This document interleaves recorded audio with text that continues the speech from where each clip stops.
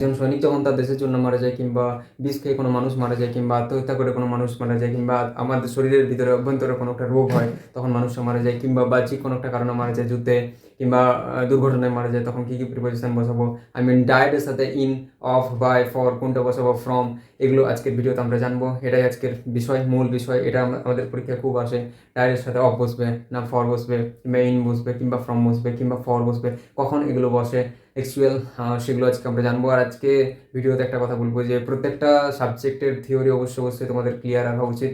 Theory যদি clear না থাকে তাহলে কিন্তু পরীক্ষার খাতায় অবশ্যই ভুল হয়ে যাবে। তো প্রথমে আমরা চেষ্টা করবো প্রত্যেকটা জিনিস, আমি যা কিছু পড়াবো প্রথমে থিওরিটা জানানোর চেষ্টা করবো, থিওরিটা বলার চেষ্টা করবো, তারপর আমরা তার কোশ্চেনে যাব। নাহলে কিন্তু হয় না, অনেক ব্যতিক্রম আছে, ভুল হয়ে যাবে পরীক্ষার খাতায়। তো আমাদের প্রত্যেকটা জিনিস জানা উচিত, আমাদেরকে জানতে হবে, এই টেন্ডেন্সি রাখতে হবে, চিন্তা ভাবনা যে অল্প অল্প করে জানবো, কম কম করে শিখবো, কিন্তু একদম সলিড শিখবো। তো চলো আজকের ভিডিওতে আমরা সেখানে দুটো প্রশ্ন নিয়েছি এবং এখানে একটা ছকের মতো করেছি, যেখানে আমি ডায়েট আজকের মূল বিষয় যেহেতু ডায়েট বলেছি, ডায়েটের সাথে কী কী বসবে তো আমি এখানে লিখে নিয়েছি। দেখো, ডায়েটের সাথে যখন ফ্রম কখন বসাবো, কিংবা বাই কখন বসাবো, অফ কখন বসাবো, কিংবা ইন কখন বসাবো, সেগুলো আজকে জানবো। এখানে আমি পরিষ্কারভাবে লিখে নিয়েছি ডায়েটের সাথে ফ্রম কখন বসবে না, বাহ্যিক যদি কোনো একটা রোগ হয় কিংবা কারণ হয় তখন আমাদের ফ্রম বসবে।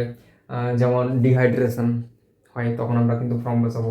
অফ কখন বসাবো, ভিতরের কোনো একটা রোগ কিংবা কোনো একটা কারণে যদি মানুষ মারা যায় তখন আমরা কিন্তু অফ বসাবো। আমাদের শরীরের ভিতরে কোনো একটা রোগ হয়েছে, কলেরা কিংবা কোভিড-19 কিংবা নিউমোনিয়া কিংবা ক্যান্সার, এসব যদি ভিতরের রোগ হয় তখন কিন্তু আমরা অফ বসাবো। এখানে আমি অফ লিখে রেখেছি। এখানে আমরা বাহ্যিক রোগ কিংবা কারণে ফ্রম বসে সেটা লিখেছি। বাই কখন বসে, কোনো একটা মানুষ যখন আত্মহত্যা করে কিংবা বিষ খেয়ে মারা যায় তখন কিন্তু আমরা বাই ব্যবহার করব। আর ইন কখন বসাবো না, কোনো একটা যুদ্ধে কিংবা দুর্ঘটনায় মানুষ মারা যায় তখন আমরা কিন্তু ইন কথাটা ব্যবহার করব। আর ফর খুবই ইম্পর্ট্যান্ট একটা জিনিস, একজন সৈনিক দেশের জন্য যখন আত্মবলিদান করে তখন কিন্তু অবশ্যই আমরা ফর ব্যবহার করব। তো এই জিনিসগুলো আমাদের জেনে রাখা দরকার, না হলে কিন্তু পরীক্ষার খাতায় আমরা ভুল করে চলে আসবো। একটা জিনিসের সাথে ডায়েটের সাথেই কী কী বসছে দেখো, কত রকমের 5 রকমের ভাগ হচ্ছে, বাই, ফ্রম, ফর কিংবা ইন, অফ, দেখো কত রকমের হচ্ছে। তো প্রত্যেকটা জিনিস আশা করি থিওরি তোমাদের সাথে ক্লিয়ার করেছি। এবার আমি কোশ্চেনে কীভাবে অ্যাপ্লাই করবো সেগুলো চলে আজকে ভিডিওতে দেখে নিই। প্রথম প্রশ্ন আমাদের আছে, হি ডায়েড ড্যাশ ম্যালেরিয়া। এখানে ম্যালেরিয়াটা কি, ম্যালেরিয়াটা হচ্ছে আমাদের শরীরের ভিতরে অভ্যন্তরে কোনো একটা রোগ। তো অভ্যন্তরে কোনো রোগ হলে, এই যে আমি এখানে লিখে রেখেছি যে ভিতরের রোগ বা কোনো একটা কারণ যদি হয় তখন কিন্তু আমরা অফ ব্যবহার করবো। তাহলে এখানে অবশ্যই অফ হয়ে যাবে। তাহলে এই যে ম্যালেরিয়াটা হচ্ছে একটা অভ্যন্তরীণ রোগ। তারপর নিউমোনিয়া একটা আমাদের শরীরে অভ্যন্তরীণ রোগ, কোভিড-19 তার আগেও কিন্তু আমরা অফ ব্যবহার করব, কিংবা ক্যান্সার আমাদের শরীরের ভিতরের রোগ। তো যে রোগগুলো আমাদের শরীরের ভিতরে অভ্যন্তরে সেগুলোর ক্ষেত্রে কিন্তু আমরা অবশ্যই অফ ব্যবহার করব। পরের প্রশ্ন দেখে নিই চলো, হি ডায়েড ড্যাশ ডিহাইড্রেশন। তাহলে এখানে কিন্তু আমরা ডিহাইড্রেশনটা কিন্তু আমাদের শরীরের ভিতরে কোনো একটা রোগ নয়। তো সেক্ষেত্রে কিন্তু আমরা অবশ্যই যেহেতু বাহ্যিক কোনো কারণ এটা একটা বাহ্যিক কারণ, তো সেক্ষেত্রে আমরা কিন্তু অবশ্যই ফ্রম কথাটা ইউজ করব। তো বোঝা গেল। এবার ফর কখন ব্যবহার করবো না, হি ডায়েট, যদি আমি একটা সেন্টেন্স লিখি, he died dash for his country, তখন আমরা কি করবো, ফর কথা লিখবো। He died, a soldier, there is not he, a soldier. Here I have to write a soldier,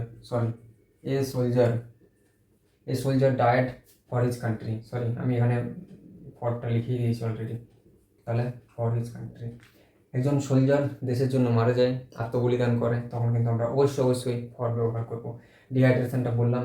R in কখন ব্যবহার করব, যখন কোনো একটা দুর্ঘটনা হবে তখন আমরা ইন ব্যবহার করব। বাই কখন ব্যবহার করব, he died by suicide, he died by suicide, যখন আমরা আত্মহত্যা করবো তখন কিন্তু আমরা অবশ্যই বাই ব্যবহার করব। তাহলে in, of, by, from, for, আশা করি ক্লিয়ার হয়ে গেছে। তোমরা এই জিনিসটা, এই ছকটাকে, এই পুরো ব্যাপারটাকে তোমরা মনে রাখার চেষ্টা করো।